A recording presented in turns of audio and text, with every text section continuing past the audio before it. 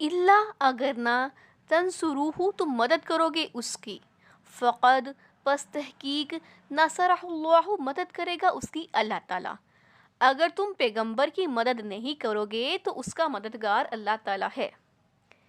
اس جب اخرجہ الذین کفروا تو جب نکالا ان لوگوں نے جنہوں نے کفر کیا، ثانیہ دو اثنین دو میں سے، اذ ہما جب وہ دونوں فی الغاری غار میں تھے۔ تو یہاں غار کے واقعہ کا ذکر کیا گیا ہے کہ جب ان کافروں نے گھر سے نکال دیا، وہ وقت کو یاد کرو جب ان کافروں نے گھر سے نکال دیا، اس وقت وہ دو ہی شخص تھے۔ اس جب یقولو کہہ رہے تھے لصاحبی ہی اپنے ساتھی سے، لا نہیں تحزن غم کر، ان اللہ بے شک اللہ تعالیٰ معنا ہمارے ساتھ ہے۔ ایک ابو بکر تھے اور دوسرے خود رسول اکرم صلی اللہ علیہ وآلہ وسلم۔ تو حضور صلی اللہ علیہ وآلہ وسلم جب اپنے ساتھی سے کہہ رہے تھے، جب وہ دونوں غار ثور میں تھے، تو اس وقت اپنے پیغمبر اپنے ساتھی کو تسلی دیتے تھے کہ غم نہ کرو، اللہ ہمارے ساتھ ہے۔ فانزل اللہ تو نازل کیا اللہ تعالیٰ نے سکینتہ اس کے لیے سکینت علیہ اس پر، وایدہ اور مدد کی اس کی بجنود لشکر کے ساتھ۔ تو اللہ نے اس کو سکینت نازل فرمائی اور لشکر کے ذریعے اس کی مدد کی۔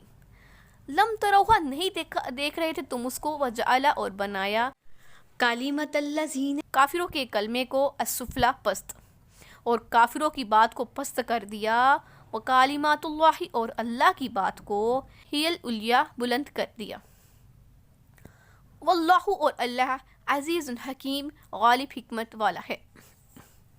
تو اللہ نے ان پر تسکین نازل فرمائی اور ان کو ایسے لشکروں سے مدد دی جو تم کو نظر نہیں آتے تھے، اور کافروں کی بات کو پست کر دیا، اور بات تو اللہ ہی کی بلند ہے اور اللہ زبردست حکمت والا ہے۔ اللہ تعالیٰ فرماتے ہیں تم اگر رسول اکرم صلی اللہ علیہ وآلہ وسلم کی مدد چھوڑ دو تو وہ کسی کا محتاج نہیں ہے، تو میں اس کا محافظ ہوں۔ یاد رکھو ہجرت والے سال جبکہ کافروں نے آپ کے قتل، قید یا دیس نکالنے کی سازش کی تھی، اور آپ اپنے سچے ساتھی حضرت ابوبکر صدیق کے ساتھ تنہا مکہ شریف سے اللہ کے حکم کے مطابق نکلے تھے، تو ان کا اس وقت کون مددگار تھا؟ سارے لوگ سازش میں ملوث تھے، قتل کر دے، قید کر دے، دیس سے نکال دیں، تو اس وقت وہ صرف دو ہی لوگ نکلے تھے، تو اس وقت ان کا مددگار کون تھا؟ 3 دن غار میں گزارے تاکہ ڈھونڈنے والے مایوس ہو کر واپس چلے جائیں تو یہاں سے نکل کر مدینہ شریف کو چل دیں۔ حضرت ابوبکر صدیق لمحہ بلمحہ گھبرا رہے تھے کہ کسی کو پتہ نہ چل جائے، ایسا نہ ہو کہ وہ رسول اکرم صلی اللہ علیہ وآلہ وسلم کو کوئی تکلیف پہنچا دیں۔ حضور صلی اللہ علیہ وآلہ وسلم ان کو تسلی دیتے اور ارشاد فرماتے، ابوبکر ان دو کی نسبت تیرا کیا خیال ہے کہ جن کا تیسرا خود اللہ تعالیٰ ہے؟ مسند احمد میں ہے کہ حضرت ابوبکر بن ابو قحافہ نے حضور صلی اللہ علیہ وآلہ وسلم سے غار میں کہا کہ اگر ان کافروں میں کسی نے اپنے قدموں کو دیکھا تو وہ ہمیں دیکھ لے گا۔ آپ صلی اللہ علیہ وآلہ وسلم نے فرمایا، ان دو کو کیا سمجھتا ہے جس کا تیسرا خود اللہ تعالیٰ ہے؟ الغرض اس موقع پر اللہ تعالیٰ نے آپ صلی اللہ علیہ وآلہ وسلم کی مدد فرمائی۔ اللہ تعالیٰ مزید فرماتے ہیں کہ اللہ تعالیٰ نے اپنے غائبانہ لشکر کے ذریعے مسلمانوں کی مدد کی، یعنی فرشتوں کے ذریعے اللہ تعالیٰ نے کفر کا کلمہ دبا دیا اور اپنے کلمے کا بول بالا کیا، شرک کو پست کیا، توحید کو اونچا کیا۔ تو حضور صلی اللہ علیہ وآلہ وسلم سے سوال ہوتا ہے کہ ایک شخص اپنی بہادری کے لیے، دوسرا حمیت قوم کے لیے، تیسرا لوگوں کو خوش کرنے کے لیے لڑ رہا ہے، تو ان میں اللہ کی راہ کا مجاہد کون ہے؟ آپ صلی اللہ علیہ وآلہ وسلم نے فرمایا، جو کلمہ حق کو بلند کرنے والا، نیت سے لڑنے والا مجاہد ہو۔ اللہ تعالیٰ انتقام لینے پر غالب ہے، جس کی مدد کرنا چاہتا ہے کرتا ہے، اس کو کوئی روک نہیں سکتا۔ انفرو نکلو، خفافاً ہلکی، وثقالاً اور بھاری، تم ہلکے لڑو یا بھاری ہو کر لڑو، وہ جاہدو اور جہاد کرو، بِأَمْوَالِكُمْ اپنے مال کے ذریعے، وَأَنفُسِكُمْ اور اپنی جانوں کے ذریعے، فی سبیل اللہ اللہ کی راہ میں، ذَلِكُمْ خَيْرٌ لَكُمْ إِن كُنتُمْ تَعْلَمُونَ تو یہ تمہارے حق میں بہتر ہے اگر تم جانتے ہو۔ کہا جاتا ہے کہ سورۃ التوبہ میں یہ آیت پہلے اتری، اس میں ہے کہ غزوہ تبوک کے لیے مسلمانوں کو رسول اکرم صلی اللہ علیہ وآلہ وسلم کے ساتھ نکل کھڑے ہونا چاہیے۔ اہل کتاب رومیوں سے جہاد کے لیے تمام مومنوں کو چلنا چاہیے، ہاں ان کا دل مانے نہ مانے، ہاں آسانی نظر آئے یا طبیعت پر گراں کیوں نہ گزرے۔ ذکر ہو رہا تھا کہ کوئی بڑھاپے کا ہو، کوئی بیماری کا عذر کرے تو یہ آیت اتری۔ بوڑھے جوان سب کو پیغمبر کا ساتھ دینے کا عام حکم ہوا، کسی کا کوئی عذر قبول نہ کیا جائے گا۔ حضرت ابو طلحہ نے اس آیت کی یہی تفسیر کی اور اس حکم کی تعمیل میں سرزمین شام میں چلے گئے اور نصرانیوں سے جہاد کرتے رہے، یہاں تک کہ جان بخشنے والے اللہ کو اپنی جان سپرد کر دی۔ اور روایت میں ہے کہ ایک مرتبہ آپ صلی اللہ علیہ وآلہ وسلم قرآن مجید کی تلاوت کرتے ہوئے اس آیت پر آئے تو فرمانے لگے، ہمارے رب نے تو میرے خیال سے بوڑھے جوان سب کو جہاد میں چلنے کی دعوت دی ہے۔ اے مومنو، میرا سامان تیار کرو، میں ملک شام کے جہاد میں شرکت کے لیے ضرور جاؤں گا۔ لو اگر کانا ہوگا آرزن سامان قریباً قریب کا، اگر سامان قریب کا ہوگا، مسافراً اور سفر قاصداً درمیانہ، لتبعوا کا تو ضرور پیروی کریں گے تمہاری، ولیکن اور لیکن بعودت دور ہوگا علیہم ان پر شقا سفر، لیکن اگر دور کا سفر نظر آیا تو کیا کریں گے؟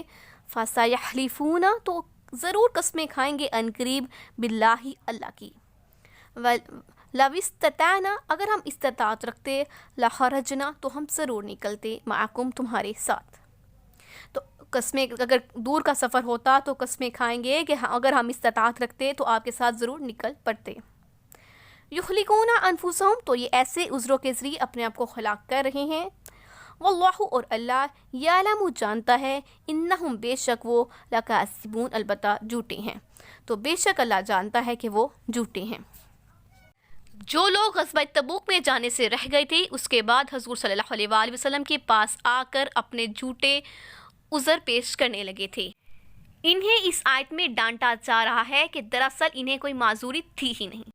اگر کوئی آسان غنیمت اور قریب کا سفر ہوتا تو یہ لالچی لوگ ضرور ساتھ ہوتے، لیکن شام تک کے لمبے سفر نے تو ان کے گھٹنے توڑ دیے، اس مشقت کے خیال نے ان کے ایمان کمزور کر دیے۔ اب یہ لوگ آ کر جھوٹی قسمیں کھا کر اللہ کے رسول اکرم صلی اللہ علیہ وآلہ وسلم کو دھوکہ دے رہے ہیں کہ اگر کوئی عذر نہ ہوتا تو ہم تو ضرور ہم آپ کا ساتھ چھوڑ سکتے تھے، بھلا ہم تو دل و جان سے آپ کے قدموں میں حاضر ہو جاتے۔ اللہ تعالیٰ فرماتا ہے، ان کے جھوٹ کا مجھے علم ہے، انہوں نے تو اپنے آپ کو غارت کر دیا۔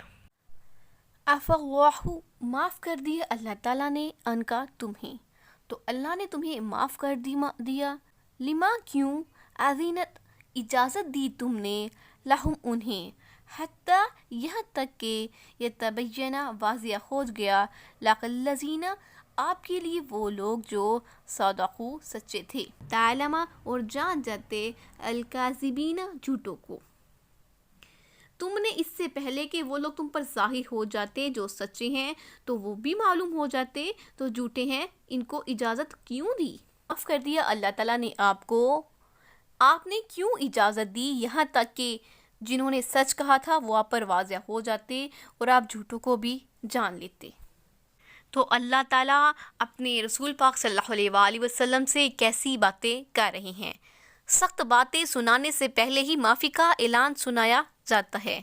سورۃ نور میں ارشاد ہے، یعنی ان میں سے کوئی اگر آپ سے اپنے کسی کام اور شغل کی وجہ سے اجازت چاہے تو آپ جسے چاہیں اجازت دے سکتے ہیں۔ تو یہ آیت ان کے بارے میں اتری ہے جنہوں نے آپس میں طے کر لیا تھا کہ حضور صلی اللہ علیہ وآلہ وسلم سے اجازت طلبی کریں گے۔ اگر اجازت ہو جائے تو اچھا، اور اگر اجازت نہ بھی دیں تو بھی ہم اس غزوے میں جائیں گے نہیں۔ اسی لیے اللہ تعالیٰ فرماتا ہے کہ اگر نہیں اجازت نہ ملتی تو اتنا فائدہ ضرور ہوتا کہ سچے عذر والے اور جھوٹے بہانے والے کھل جاتے۔ لا نہیں، یستأذنوک اجازت مانگتے وہ لوگ، الذین وہ لوگ جو یؤمنون ایمان لاتے ہیں، باللہ اللہ پر، والیوم الآخر اور آخرت کے دن پر۔ تو جو لوگ اللہ پر اور روز آخرت پر ایمان رکھتے ہیں وہ تم سے اجازت نہیں مانگتے، ایجاہدوا یہ کہ وہ جہاد کرے، باموالہم اپنے اموال کے ذریعے، انفسہم اور اپنی جانوں کے ذریعے، واللہ اور اللہ علیم بالمتقین جاننے والا ہے متقین کو۔ تو جو لوگ اللہ پر اور آخرت پر ایمان رکھتے ہیں وہ تم سے اجازت نہیں مانگتے کہ پیچھے رہ جائیں، بلکہ چاہتے ہیں کہ اپنے مال سے اور جان سے جہاد کریں، اور اللہ پرہیزگاروں سے واقف ہے۔ یہ لوگ اجازت آپ سے مانگتے ہی نہیں بلکہ ڈائریکٹ نکل جاتے۔ فرمان ہے کہ سچے ایماندار لوگ راہ حق کے جہاد سے رکنے کی اجازت اس سے طلب کریں، جہاد میں شامل ہو کر اپنی جان اور مال کو فدا کرنے کے آرزومند رہتے ہیں۔ یہ اللہ تعالیٰ کے متقین لوگ ہیں۔ بلا عذر شرعی بہانے بنا کر جہاد سے رک جانے کی اجازت طلب کرنے والے تو وہ بے ایمان ہیں۔ انما بے شک یستأذنو کا اجازت مانگتے ہیں الذین وہ لوگ جو لا یؤمنون نہیں ایمان لاتے باللہ اللہ پر، والیوم الآخر اور آخرت کے دن پر، وارتابت اور شک میں رہتے ہیں قلوبہم ان کے دل، فہم پس وہ فی میں ریبہم شک میں ہیں، یترددون ڈول ہو رہے۔